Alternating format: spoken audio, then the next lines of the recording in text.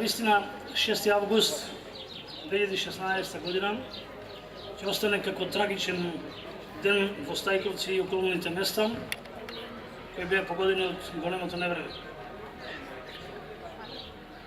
Вечерва ќе имам прилика и јавно да им се заблагодарам на сите кои што несебично, деноноќно помагаа кога беше најтешко.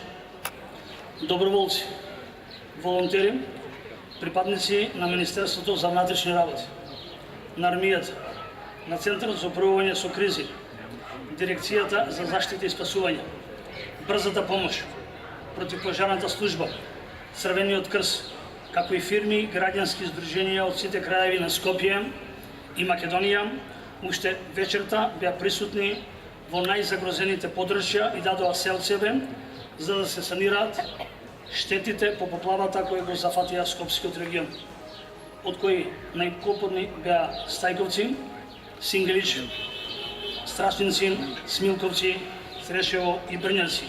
И тоа е само со една цел, да им се помогне на сите настрадани лица, за што побрзо да се надмине водената стихија.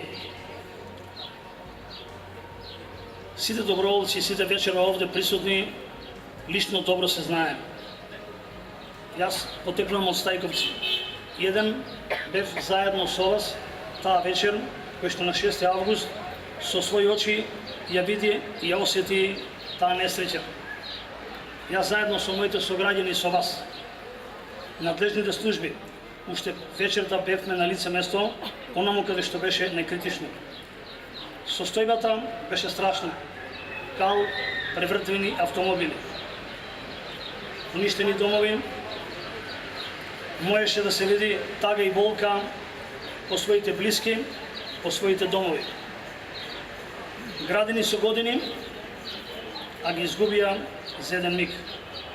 Од утро до мрак бев заедно со најзагрозените мои сограѓани на најкритичните места. И знам дека да не беше помошта здружена од сите, немаше да успееме да им излеземе во пресред на граѓаните тогаш кога беше непотребно. Затоа токму сега се одбележуваат 2 години од поплавата која однесе на 24 човечки животи и направена непроценлива материјална штета. Посакувам такво нешто никогаш да не се повтори. Денес од позиција на градоначалник на општина Газибова, со овие благодарници сакам на скромен начин да ви заблагодарам од името на сите граѓани за вашата помош. Ветувам дека како градоначалник, согласно надлежностите во делот на заштита на животната средина, за спречување на природни непогоди, ќе направам се за граѓаните на Газибова да имаат безбеден живот. Покрај краткорочните планови и активности кои ги преземавме за санирање на штетите во сите погодени места, работиме на долгорочна стратегија оваа катастрофа никогаш да не се повтори. Каналите и каналската мрежа денес се чисти. Страшинскиот канал и Страшинската дрезга комплетно го решивме, но не застануваме тука. Сите порои кои што доаѓаат од Скопска Црна Гора, Раштап, Булашани, Срешево, Виниче, Страшници, Брњанци и нивните каскадни брани, комплетно ќе ги уредим.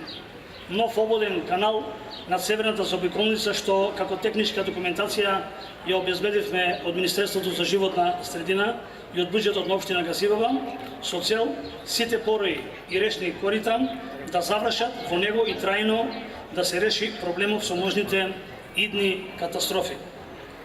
Тоа што како општина го правиме заедно со владата и ресорните министерства е само еден дел, но има и друг поголем и поважен. Апелирам и до сите нас, зашто од нас зависи дали ваквата катастрофа ќе ни се случи повторно.